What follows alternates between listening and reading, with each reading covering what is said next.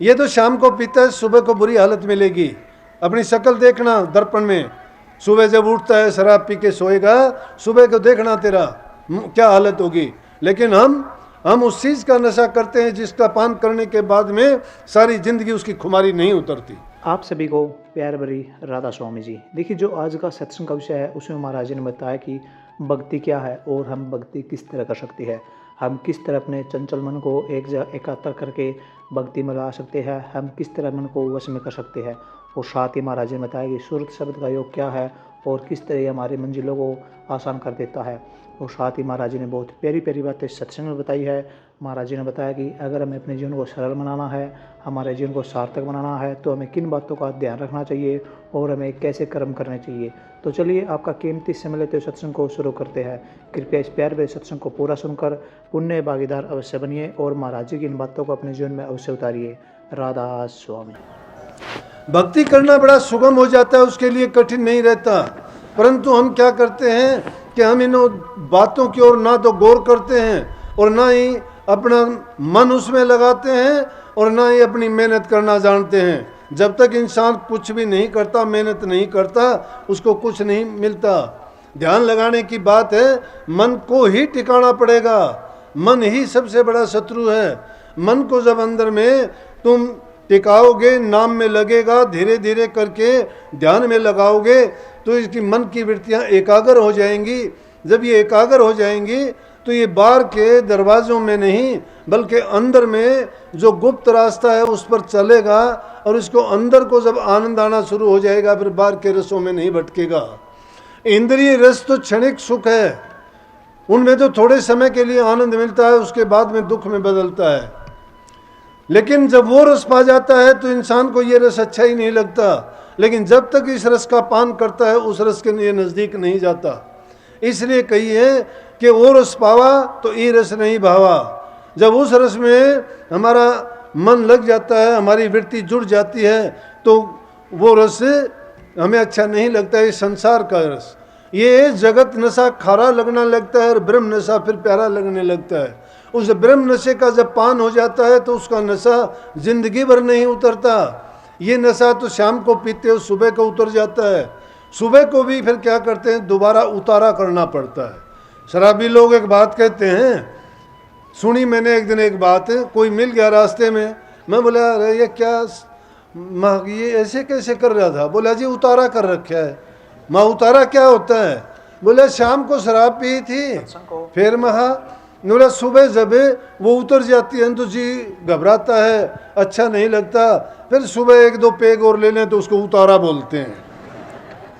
तो फिर उनको उतारा करना पड़ता है, नहीं वो अच्छा नहीं लगता है। बल्कि जब बाबर ने नानक साहब को कैद में बंद कर दिया और एक रात उसके साथ जगत भगत का बैर है, हमेशा से ये बातें होती आई हैं। और बाबर बादशाह नानक साहब के पास जाके कहने लगे कि किस चक्कर में पड़ा हुआ है, क्या है भक्ति, क्या है परमात्मा, क्यों बेकार में अपने शरीर को दुख देते हो, क्यों नहीं अच्छे खाने खाते, क्यों नहीं दुनिया के रंग रासों में मज़े लेते। ये हमारे लिए तो बने हैं और किसके लिए बने हैं? जिन चीज़ों में रस आता है, आनंद आता है, उन चीज़ों को त्याग दिया। बाबर ने शराब पी रखी है, बोला कि देखो ये इस थोड़ी शराब पी के देख, विचार तेरे बदल जाएंगे, मस्त हो जाएगा, तेरे ख्याल ही दूसरे हो जाएंगे। बाबर कि ये बातें सुन के नानक साहब हंसे और हंस के कहने लगे कि बाबर प्याला शराब का उतर जाए पर भात नाम खुमारी नान कर चढ़ी रहे दिन रात। बोला तू हमें क्या नशा करवाएगा, क्या तू इसकी खुमारी बताता है?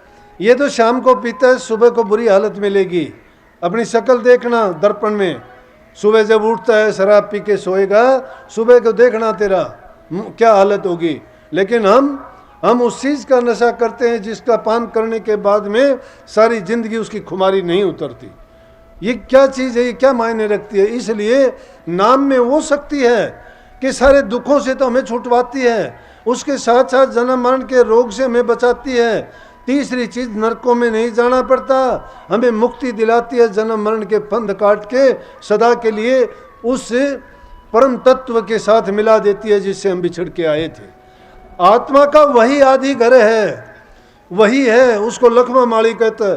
है तेरा तुझ माई देख ले पर्दा है प्रगट बोल है, तेरे अंदर है पर्दा है वो, लेकिन प्रगट बोलता है। प्रगट किसके सामने बोलता है? जो प्रगट कर ले। प्रगट होगा कैसे? जो बातें बताई इनको मान के चले। फिर कैसे मिलेगा? कहता है लामन सुरतान लामन ताली लगन मगन में तू हो ले। सुरता की ताली लगा, लामन सुरतान लामन ताली लगन मगन में तू हो ले। त्रिवेणी के रंग महल में वहां तेरा साईं अंतर खोले। वहां इस अंतर के घट में जब तू प्रवेश करेगा और वहां जब उसका दीदार और दर्शन करेगा तो वहां वो आनंद के फुहार हैं जिसको प्राप्त करके तुझे वो शांति मिलेगी। यहाँ तो ऐसा है कि तीन ताप से जीव इतना दुखी है कि इसका दुख मिटता नहीं, कोई किसी रूप में, कोई किसी रूप में, कोई शारीरिक रूप से दुखी, कोई मानसिक रूप से, कोई आत्मिक रूप से। शारीरिक रूप से भी अनेक प्रकार से दुखी है, कोई रोगों से दुखी है, कोई किसी चीज़ की कमी के कारण दुखी है, कोई संसार के पदार्थों की कमी से दुखी है, तो कोई ज़्यादा होने के कारण दुखी है। जिस प्रकार से धन अगर किसी के पास हो, गरीब आदमी उसको सुखी तो सोचता है। ये भक्ति का और संसारी लोगों का भी काम है। इसको क्या है कि जिन वो लोग धन को ऊंचा मानते हैं, लेकिन भगत लोग धन उसको कोई तवज्जो नहीं देते। वो तो उसको कहते हैं कि संसार की चीज़ है, ये कोई काम नहीं आएगी। जो इसके पीछे भागते हैं उन्होंने ही तो सारे उल्टे कर्म, पाप कर्म उनसे करवाए गए। जो उसके पीछे भागे उसके लिए उनको जीव हिंसा भी करनी पड़ी, झूठ भी बोलनी पड़ी, पाप कर्म भी करने पड़े, और उसके कारण से उनके ऊपर पाप का भार चढ़ता चला गया। इसलिए संसार के पदार्थ को किसी को भी तुम देखोगे वो दुख रूप में ही बदल जाते हैं। तो नानक साहब की बात बताई थी कि वो कहने लगे, लेकिन नाम का तो ये है कि इसमें तो मैंने बताई शुरू में ही कह दी थी कि कोई भी कर सकता है। क्यों कर सकता है कोई भी? वो तो हमारे मन की वृत्तियों को अंदर में जोड़ना है, बाहर की ओर से, संसार की ओर से इनको हटा लेना है। जब बाहर की ओर से हटा के अंदर में जोड़ देंगे, लेकिन ये मन हमारा क्या नहीं मानेगा, उसके लिए हम कहते हैं कि गुरु का ध्यान कर। गुरु का ध्यान क्यों कर? मन को रोकने के लिए लक्ष्य की जरूरत है, और गुरु से बढ़ के कोई आदर्श नहीं है। और गुरु की मूर्त को अगर हिये में रख के हम अपने मन की वृत्तियों को उसमें जोड़ते हैं तो हमें गुरु के गुण आने शुरू हो जाते हैं। और गुरु का गुण क्या है कि वो संसार की व्याधियों से छुटाते हैं और नाम में मन की वृत्ति को जोड़ते हैं। महाराज जी ने इसके बारे में बड़ा साधारण तरीके से ध्यान लगाने का और भक्ति करने का तरीका बताया है, मन को जोड़ने का। वो कहते हैं कि धीरे धीरे मन को रोको, करो सुखमना ध्यान। सुखमना क्या? तीन नाड़ी होती है हमारे, बाईं ओर को एड़ा नाड़ी है, दाईं ओर को पिंगला नाड़ी है मस्तिष्क में, और बीच के अंदर ये सुखमना नाड़ी है। इसको सुखमना कहते हैं, सुषमना कहते हैं। तो कहते हैं कि मन को धीरे धीरे रोको, एक बार में नहीं रुकेगा। सदियों से मन की हालत बिगड़ी हुई है, ये कभी कुछ चाहता है, कभी कुछ चाहता है, जन्मों से बिगड़ा हुआ है ये। इसीलिए इसकी चलती है, ये जो चाहता है वही होता है। फिर इसको काल महाराज से सारी शक्तियां भी दी गई हैं मन को, इसलिए वो शक्तियों को पाके ये बड़ा ताकतवर बना बैठा है। लेकिन जब गुरु का मंत्र मिलता है फिर तो इसकी ये हालत हो जाती है जिस प्रकार से गार्डू सांप के ऊपर अपना मंत्र चला देता है, सांप उसके सामने आके दब जाता है। नाम के सामने ये मन भी उस सर्प की भांति दब जाता है और ये अपनी गर्दन नहीं उठा पाता। इसलिए कहिए कि आहिस्ता आहिस्ता तो मन को रोको, टाइम लगेगा इसको। ये नहीं है कि हम एक ही बार में कर देंगे। एक ही बार में अगर करना भी चाहोगे तो आदमी जो झटके से करता है वो झटके से फिर उठ भी जाता है। इसीलिए कई सत्संगियों की हालत नहीं देखते, जिसका जितना पुण्य होता है पुण्य होने के बाद चला जाता है, बुरे कर्मों में बदल जाता है। सत्संगी होके जो नाम का सुमरण नहीं करता, ध्यान नहीं करता, गुरु में यकीन नहीं है, वचन का विश्वास नहीं है, वो सत्संगी नहीं रहेगा, गिर जाएगा।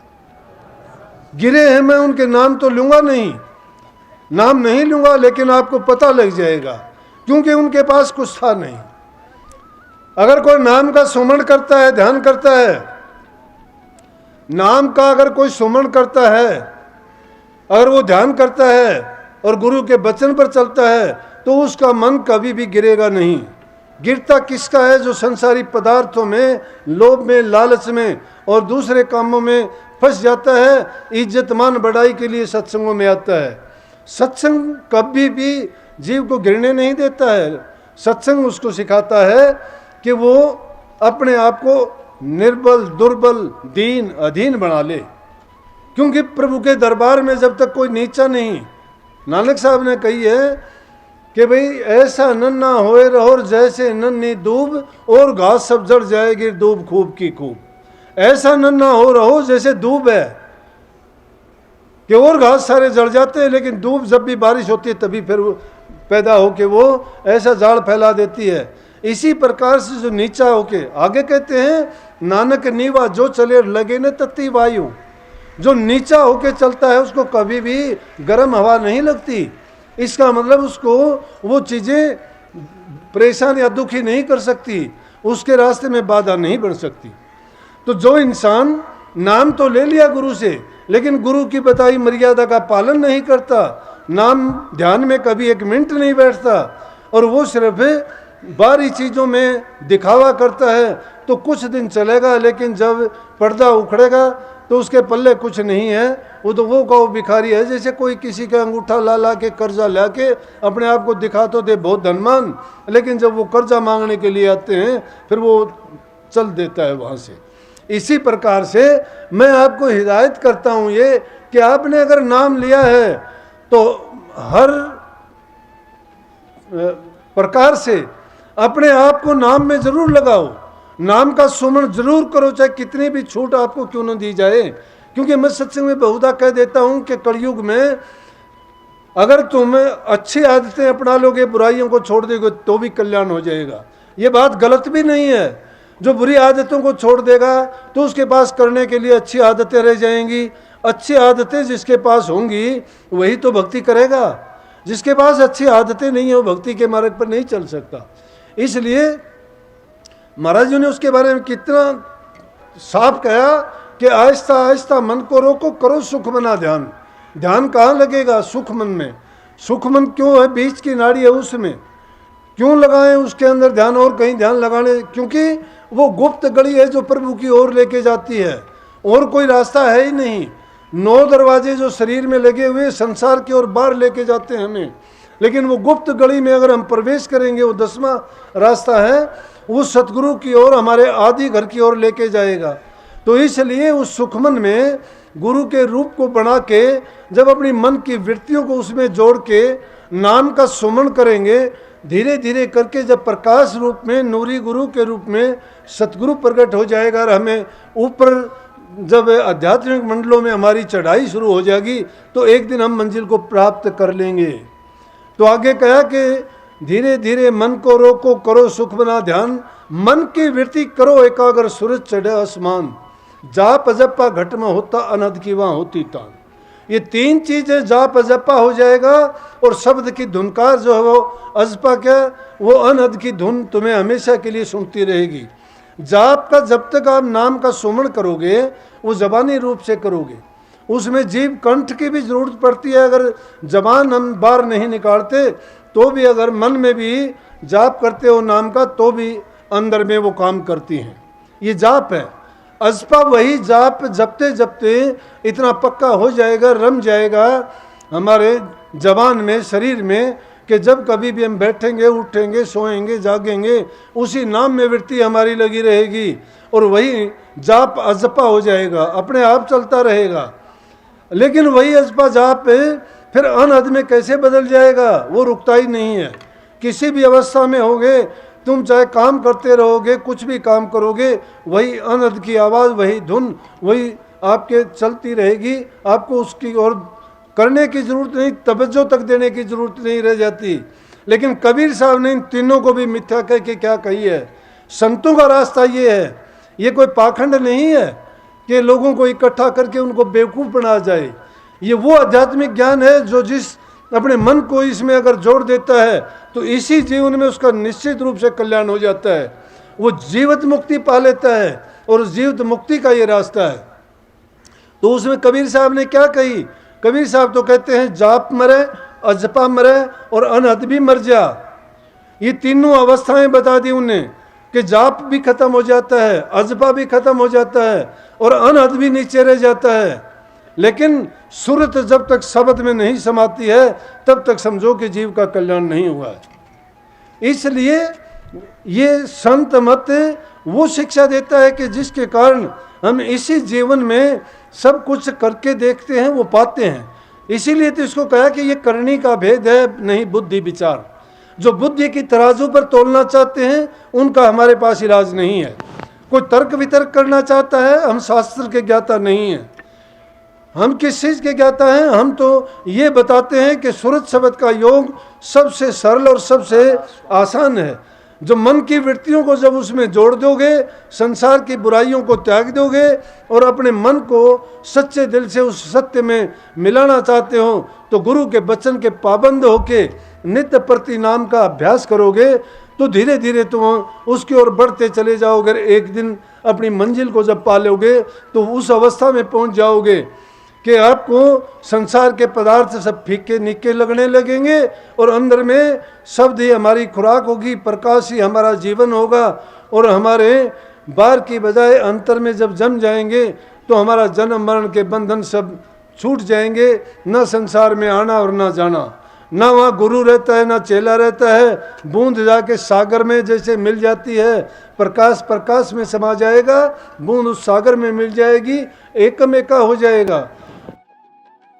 सत्संग को पूरा सुनने के लिए बहुत बहुत धन्यवाद। हम आशा करते हैं आपने सत्संग को बड़ा ही ध्यान से सुना हुआ। तो जैसे एक प्यारी सत्संग जी आपने सत्संग में सुना, महाराज जी ने बताया कि अगर हमें भक्ति करनी है तो हम किस तरह अपने मन को भक्ति में ला सकते हैं और सूरत शब्द का योग क्या है और किस तरह सूरत शब्द का योग हमें इस माया और काल के जंजाल से बचाता है और भक्ति किस तरह हमारे जीवन को सवार करा देती है। और जैसे महाराज जी ने बताया कि हमारे अच्छे कर्म ही हमारे आगे का भविष्य तय करते हैं। अगर हम कर्म बुरे करते हैं तो उससे हमारा जो आगे भविष्य है वो हमारा बहुत बुरा हुआ और हमें वो कर्म भुगतने पड़ेंगे। तो इसलिए हमेशा अच्छे कर्म कीजिए, कभी भी किसी का दिल न दुखाइए और किसी के साथ बुरा मत कीजिए। और अगर आपको सत्संग बहुत अच्छा लगा तो कमेंट बॉक्स में राधा स्वामी अवश्य लिखिए और साथ ही महाराज जी के इन प्रवचनों को अपने जीवन में उतार कर अपने जीवन को सार्थक अवश्य बनाइए। मिलते हैं जल्दी एक नए और बहुत ही प्यारे प्रवचनों के साथ। तब तक के लिए राधा स्वामी।